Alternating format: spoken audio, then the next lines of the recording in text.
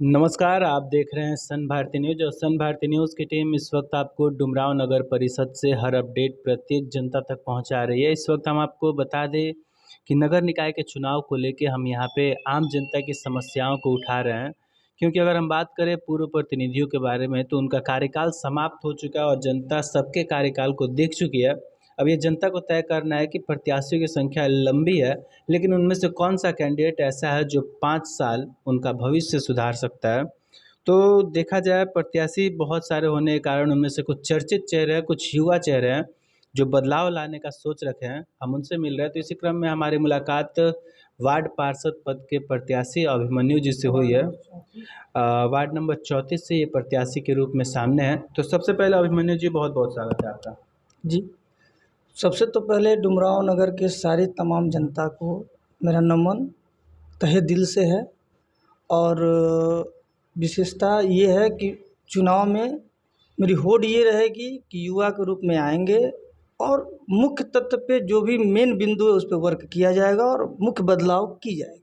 अभिमन्यु जी, अगर हम बात करें तो देखा जा रहा है इस वक्त कि युवा अपना कैरियर बनाने के चक्कर में लगे हुए हैं और आप राजनीति में उतरे हैं वार्ड पार्षद से, कारण क्या रहा? कारण ये रहा कि कुछ समाज सेवा करने का भी मौका चाहिए और हमारे तमाम जनता और वार्ड के और डुमरांव नगर परिषद के सभी ने कहा कि आप चुनाव में आएँ और आपका सहयोग हमें चाहिए और बहुमूल्य समय दे के इनकी जो भी पिछले क्रम में जो भी त्रुटियां हुई हैं उसमें बदलाव के रूप में और उसमें लड़ के उस चीज़ को परिवर्तित करना। तो निरंतर आप क्षेत्र में भ्रमण कर रहे हैं, जनता से मिल रहे हैं, उनकी समस्याओं को देख रहे हैं। अगर हम बात करें समस्याओं को लेके तो डुमरांव नगर परिषद के हर एक क्षेत्र से अलग अलग समस्याएं हैं। यहाँ की समस्याओं को लेके बात करें तो जनता की मूलभूत समस्याएं क्या दिखाई दे रही हैं? अभी तो प्रेजेंट में मूलभूत समस्या है कि होल्डिंग टैक्स अगर मैं क्लीन सिटी का दे रहा हूँ, इन्होंने जो वर्ग स्क्वायर फीट जो इन्होंने लगाया है उसको पारित इन्होंने करा रखा है। इसमें काफ़ी धांधली हो रही है और इसको प्राइवेटीकरण भी कर दिया गया है। तो मुख्य रूप से बहुत अच्छी लड़ाई लड़नी पड़ेगी, इतना आसान नहीं है। और मैं होल्डिंग टैक्स दूंगा और दिलवाऊंगा भी, पर क्यों दिलवाऊंगा? अगर बेंगलोर क्लीन सिटी का मैं होल्डिंग टैक्स वर्ग स्क्वायर फीट यहाँ अगर दाखिल करा रहा हूँ तो मुझे ये बेंगलोर सिटी बना कर दो ना यार, मुझे बेंगलोर सिटी दो, मुझे सुविधा मिलेगी तो मैं उसको दूंगा, टैक्स दूंगा। ये शाही मुहिम पे जनता को सब लूटने का कार्य किया है और जनता को झांसे में रख के मेन मुद्दा इन्होंने फोकस पॉइंट बनाया है जातिवाद। तो क्षेत्रीय चुनाव में जाति नहीं होती है, सब एक परिवार होता है, एक घर होता है और एक दूसरे के आस पड़ोसी होते हैं। आग लगने पे कोई जाति नहीं आता है, बगल में जो भी कास्ट हो, कोई भी जात हो, तो सब पहले एक दूसरे की हेल्प करता है। ये मुहिम हमारी है और सोच बदलना है। इस सोच बदलने के हिस्से मुहिम को लेके मैं इस चुनाव मैदान में आया हूँ। अच्छा, पूर्व प्रतिनिधियों का कहना है कि हमारे आने के बाद फिर से टैक्स में सुधार होगा, कम किया जाए, कहाँ तक सच है? अगर टैक्स में सुधार होना होता तो पहले ही होता ना सर। ये कहने की बात है, जनता जागरूक है, जनता सब जानती है, अब सब एजुकेटेड हो रहे हैं, पहले वाले ज़माने गए।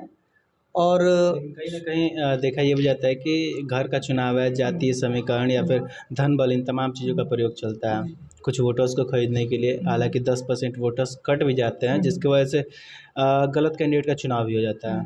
तो जनता के लिए क्या मैसेज रहेगा?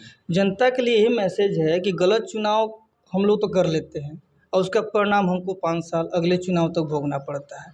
तो प्लीज़ आप लोगों से नम्र निवेदन है कि सही चुनाव करें, चिन्हित चुनाव करें, ये आपकी चुनाव है, विशेष आप जानें इसके विषय। आप एक युवा चेहरा हैं और इस वक्त के दौर में युवा राजनीति में इंटरेस्ट ले रहे हैं, बढ़ चढ़ के हिस्सा भी ले रहे हैं, सफलता ही मिल रही है। युवाओं का समर्थन कैसा है, आपको क्या लग रहा है, युवा मिल के बदलाव ला पाएंगे?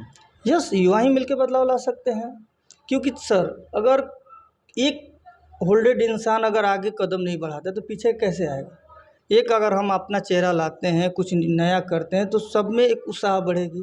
आज हम एक नेता बन रहे हैं, एक लड़ाकू बन रहे हैं, कल पता चलेगा कि 20 और बन गए, तो इससे बदलाव ही होना है, न कि रुकेगा नहीं। अच्छा, प्रत्याशी बहुत सारे हैं, क्या लग रहा है आपके लिए चुनाव आसान होगा?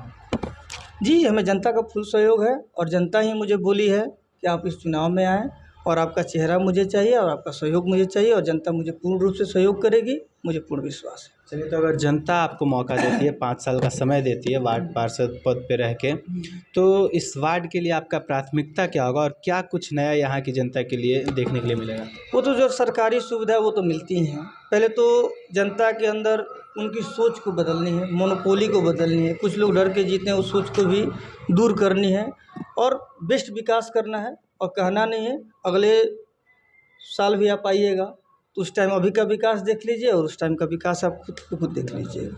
यानी 5 साल बनाम अभी तक तो सब चले आएगा। कहना क्या है, कहने को तो जुगलेबाजी बहुत लोग करते हैं, तो करके दिखाना है ना। यही तो सोच बदलनी है, यही तो मुहिम है मेरा। जनता से क्या अपील करना चाहेंगे? आपका चुनाव चिन्ह क्या मिला और जनता से क्या अपील है? जनता से मैं यही अपील करूंगा कि मेरा चुनाव चिन्ह कलम दवात है, 1 नंबर पे है और शिक्षा का प्रतीक भी है। और कलम में जो पावर होती है किसी चीज़ में नहीं होती। कलम की ही ताकत सब कुछ, संविधान से लेकर सब कुछ बदल सकती है। और सही चुनाव करें, निश्चित चुनाव करें, चिन्हित चुनाव करें, यही अपील उनसे है। जुड़े रहने के लिए बहुत बहुत धन्यवाद। Thank you.